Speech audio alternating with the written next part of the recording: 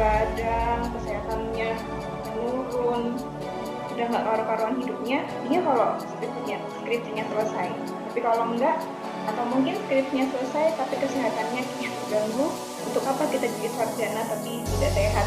Nah, ibaratnya gitu. Pelayanan, tapi juga organisasi, sama kita juga jualan di pinggir jalan kayak gitu ya.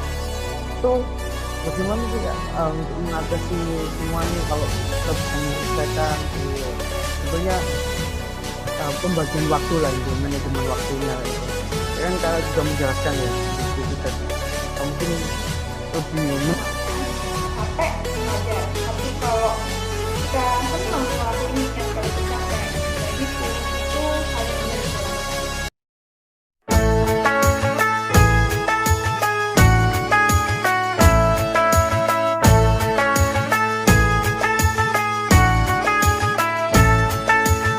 Ramadan tiba. Kawan-kawan jangan lupa share, like, comment, subscribe, dan jangan lupa nyalakan tanda loncengnya ya. Dadah!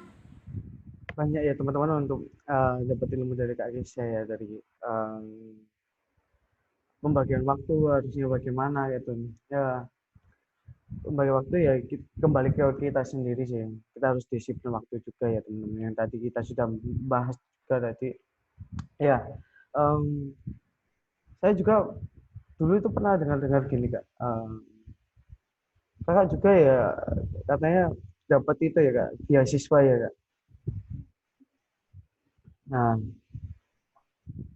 itu Kakak jauh beasiswa dari perusahaan atau dari kuliah atau bagaimana gitu Kak? Itu beasiswa apa Kak itu? Mungkin Kakak bisa sharing. Apakah Kakak juga mengeluarkan dana juga untuk studi kemarin kayak gitu Kak? Jadi kalau untuk beasiswa, puji Tuhan memang selama dari awal sampai akhir aku kuliah itu ditanggung ya, ditanggung oleh perseorangan. Jadi ini teman-teman, dari awal aku memang berusaha untuk mencari beasiswa. Kalau dulu itu carinya beasiswa apa, dikti gitu ya, beasiswa bidik misi. Tapi karena memang nggak masuk, akhirnya sebetulnya aku sudah mau putus untuk kuliah karena ya keadaan ekonomi orang tua yang tidak memungkinkan. Nah, tapi karena ya semua karena rencana Tuhan ya, ada orang tertentu yang pada saat itu memang sedang mencari anak yang mau dia biayai gitu untuk kuliah, gitu. Mau dia bantu untuk dikuliahkan. Nah, kakak adalah salah satu anak yang pada saat itu ditemui gitu dan ditawarkan untuk dibiayai kuliahnya. Nah, kebetulan juga jurusan yang ditawarkan itu satu apa ya, selinier dengan apa yang aku mau gitu. Ya, memang bukan kebetulan sih, semuanya karena rencananya Tuhan. Gitu. Jadi di tahun 2016 itu semua pencarianku pribadi ya, dari semua PTN-PTN, beasiswa-beasiswa itu gagal, tapi ya aku tetap berusaha. Nah, poinnya itu tetap berusaha, nanti selebihnya Tuhan pasti perhitungkan itu sih, gitu. Nggak mungkin nggak. Karena ya buktinya usahaku itu nggak sia-sia. Gitu. Tuhan datangkan kok orang, Tuhan berkati hidupku ya, lewat orang itu untuk bisa memberikan aku beasiswa. Sekalipun aku juga terikat dinas. Artinya ketika aku ini sudah lulus, aku juga harus mengabdi dulu bekerja di perusahaannya beliau yang bergerak juga di bidang properti kayak gitu untuk bekerja di sana, entah untuk beberapa tahun ke depannya. Tapi puji Tuhan ya, maksudnya sudah disediakan lapangan pekerjaan gitu, yang hari-hari ini mungkin susah untuk didapat. Balik lagi ya, mungkin tentang cari beasiswa. Beasiswa itu banyak, kalau beasiswa perusahaan itu pasti banyak. Kalau teman-teman mau cari itu banyak link kayak di Google atau mungkin link-link di Instagram ya, ada akun-akun yang memang kayak info beasiswa kayak gitu-gitu. Aku menemukan banyak sekali sebetulnya beasiswa yang bisa kita dapat.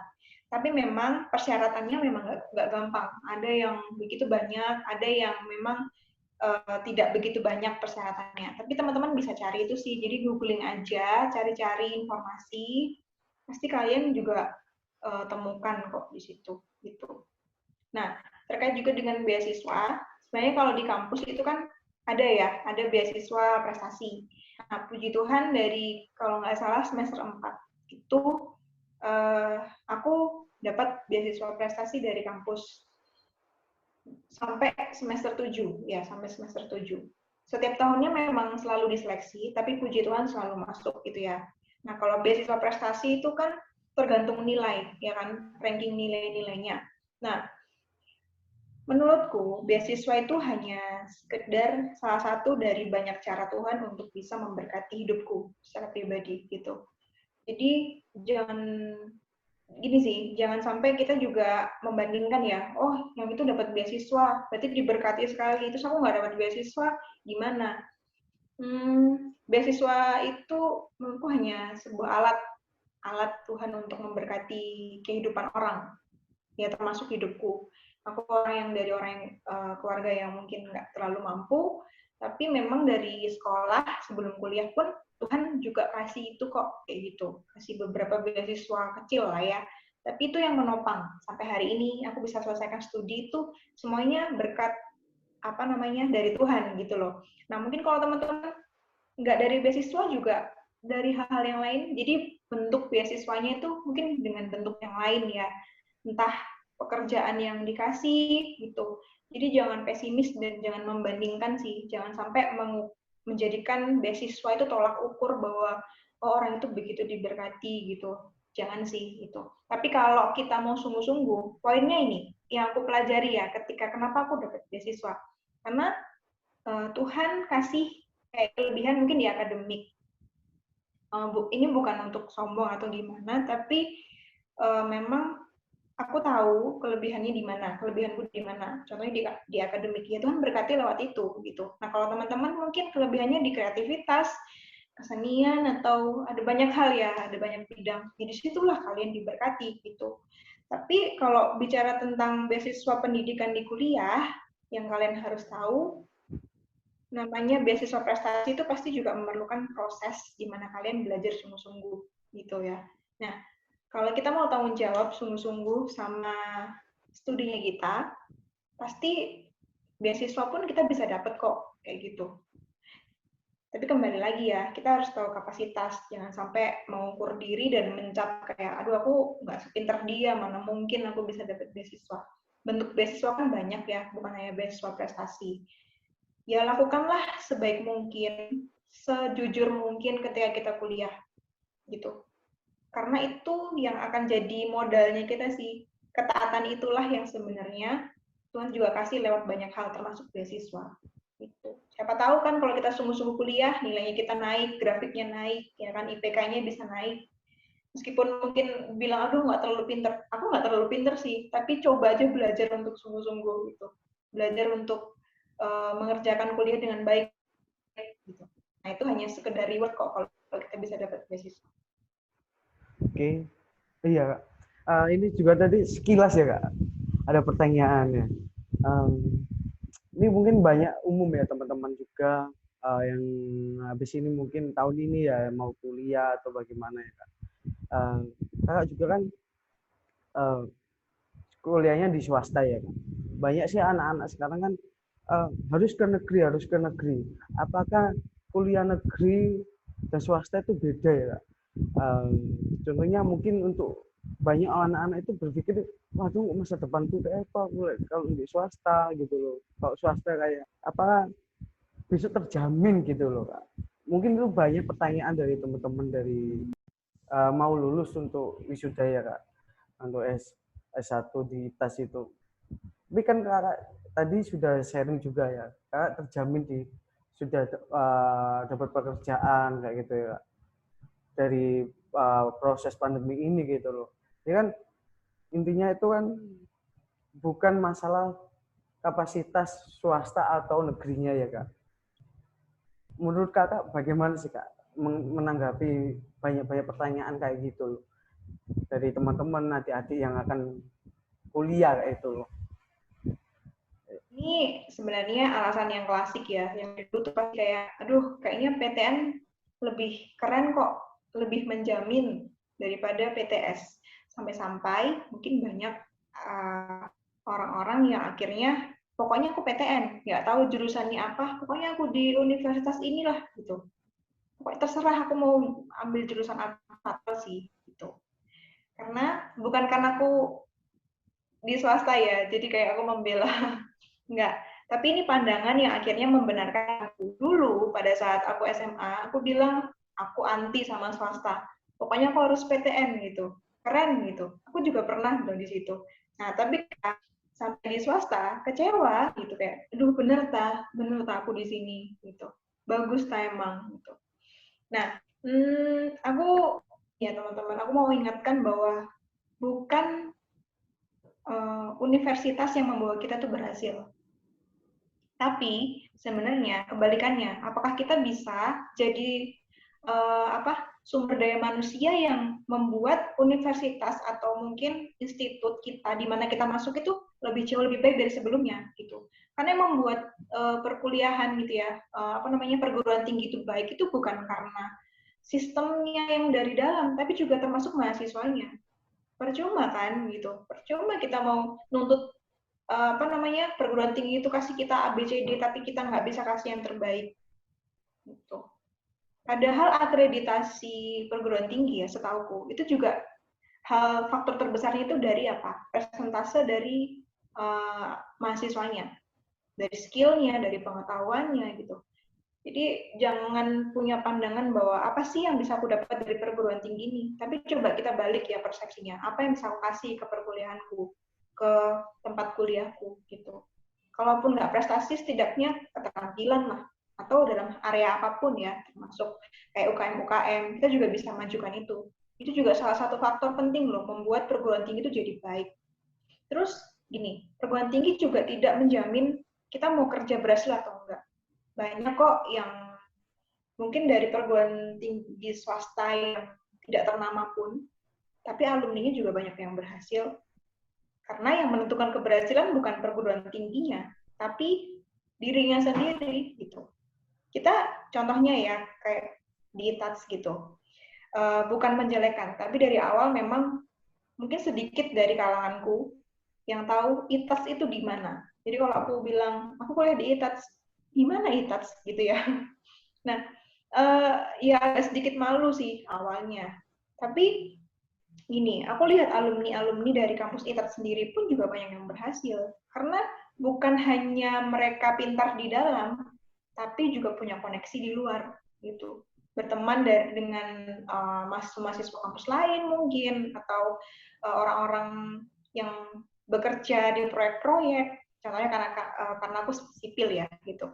Nah, jadi yang membuat kita tuh berhasil bukan karena perguruan tingginya, tapi karena kemauan kita.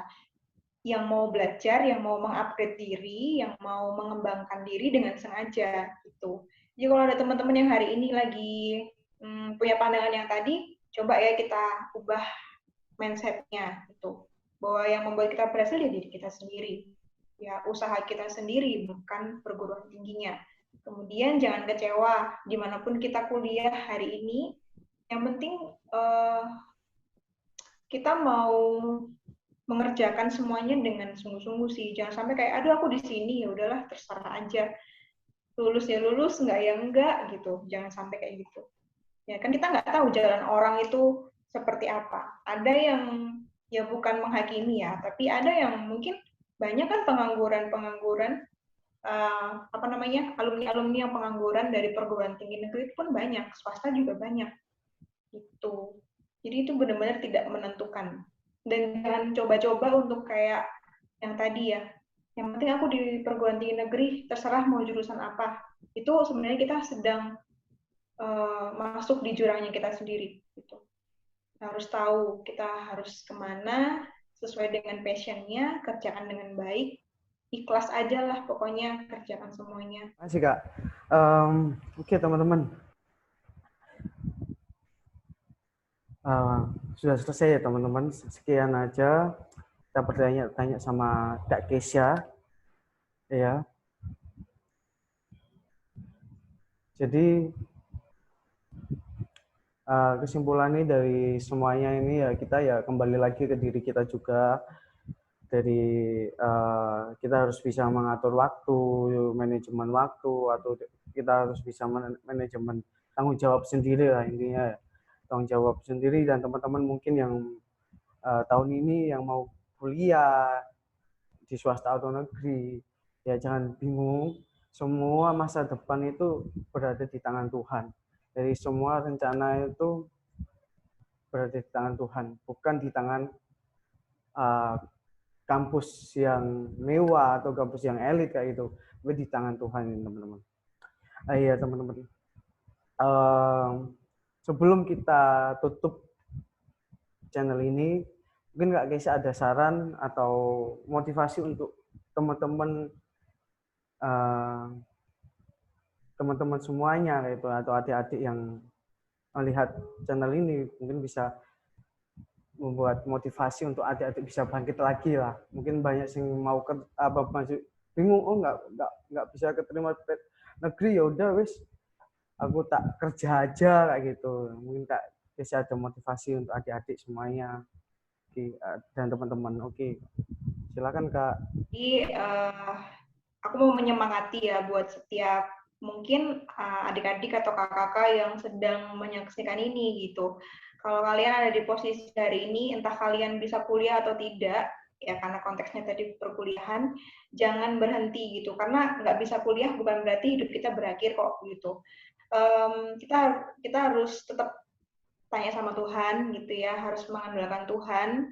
Kita harus tanya kemana kita harus pergi, dan kalaupun kita ditentukan di tempat-tempat tertentu yang mungkin nggak mengenakan buat kita, kerjakan aja dengan taat ya, karena siapa tahu kita kan nggak tahu 5 tahun ke depan kita mau jadi apa. Jadi kalau hari ini kita disediakannya cuma sepiring, ya udah makanlah sepiring gitu. Kalau hari ini kita disediakannya 2 piring, ya udah syukuri aja 2 piring. Kalau kita cuma setengah porsi, ya syukuri aja gitu. Yang penting jangan menuntut hal-hal yang mungkin tidak bisa kita gapai hari ini, tapi ikhlas dan kerjakan semuanya itu dengan tulus, dengan takut akan Tuhan, dan tetap mengandalkan Tuhan. Oke Kak, terima kasih banyak Kak sudah mampir ke channel saya. Ya, terima kasih, maaf mengganggu waktunya. Ya. Terima kasih banyak ya Kak. Semoga pembicaraan kita semua ini bisa bermanfaat untuk teman-teman, untuk adik-adik. Ya, kita bisa menjadi berkat bersama, yaitu ya bisa menjadi teladan gitu ya. Supaya kita bisa saling belajar, saling sharing kayak gitu teman-teman. Mungkin teman-teman bisa bertanya nanti, bisa di bawah komentar nanti ya teman-teman. Kalau kalian juga suka dengan channel ini, kalian bisa subscribe, bisa share ke teman-teman, bisa like juga ya teman-teman. Terima kasih teman-teman. Salam sehat untuk tubuh kita. Semangat teman-teman ya.